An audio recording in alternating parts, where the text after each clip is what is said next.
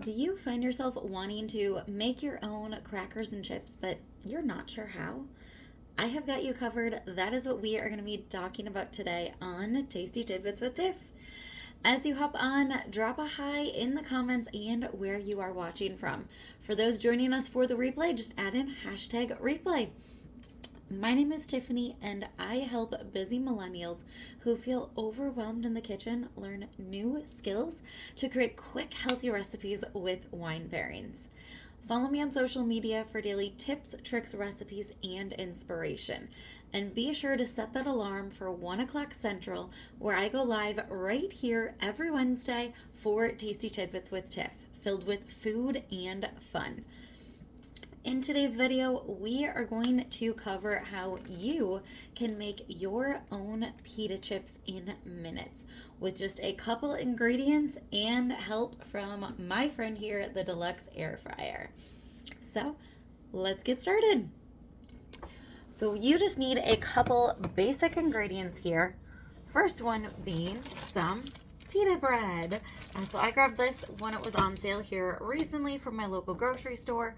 Great for sandwiches, wraps, dips, you name it. But you can also turn it into pita chips, and that's what we are going to be doing.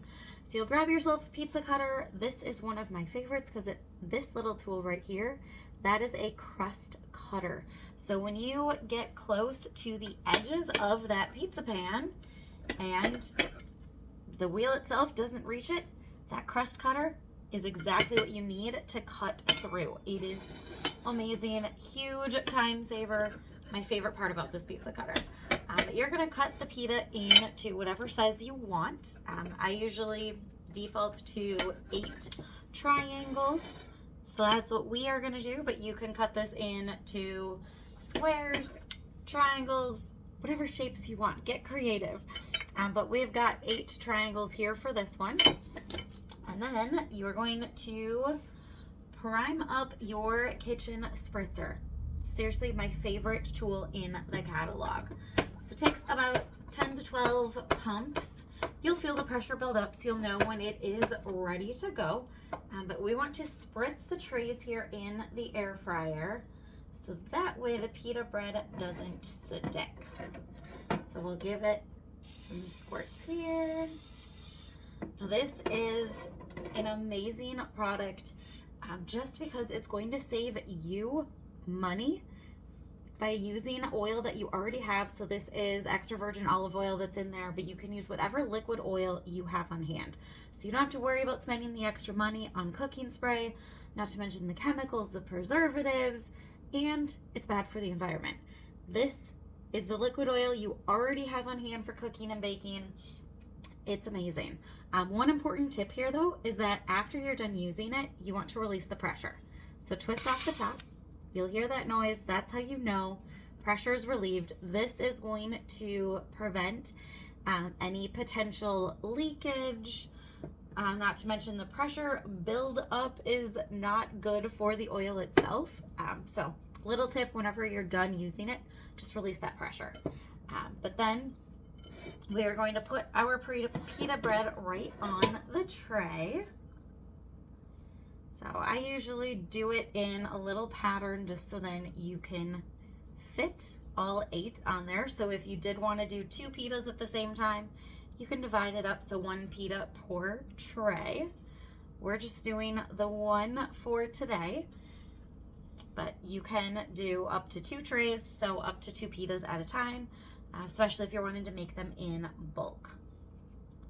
So we've got that all nicely arranged, and I decided to show you that tip on the spritzer too early because we still need more oil. So we're gonna prime it again. You want to spritz the pita bread itself, so this is gonna help especially with the air fry cooking process. So we'll spritz a little bit on each one. And then you can add in your choice of seasoning, or you can leave it just as is. You can do a little bit of sea salt. Rosemary herb is my preferred. I use this seasoning on everything. So I will use it obviously on this. I make my own rosemary herb crackers out of almond flour. Perfect if you're looking for gluten-free. And that comes from my almond milk recipe. Truly no waste in the blender. Amazing. But this is also delicious on roasted veggies, grilled pork chops, chicken breasts. So versatile. So I've got them all seasoned. Stick it in the air fryer, and then we are going to cook it on custom. So with the air fryer, we've got lots of different settings with this one. We've got air fry, bake, roast, so it doubles as an oven, rotisserie, reheat, so it can crisp up things instead of reheating leftover pizza, french fries in the oven or microwave, and a dehydrate section. So you can make your own jerky, dehydrate fruits and vegetables, plus the custom. So we're doing the custom for this. 350 is the temperature, but you can change that as well because it's custom. And then 7 minutes. And that's it. If you were doing this on 2 trays, it's going to beep halfway through. So you just want to rotate those 2 trays at the halfway point. That way it helps cook them evenly. But this is one of my favorite snacks. Especially as we gather for football games, holidays, birthdays, celebrations, you name it. Making your own pita crackers are perfect for dips, spreads, cheese balls, so versatile. Plus, it's a quick, easy snack for middle of the afternoon or just when you need that little bit of a crunch.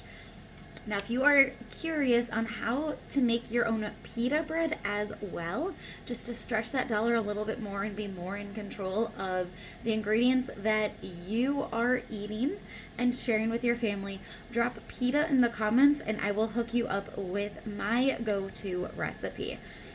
And while you're down there in the comments, be sure to tag a friend that would find value in this so we can all learn and grow together.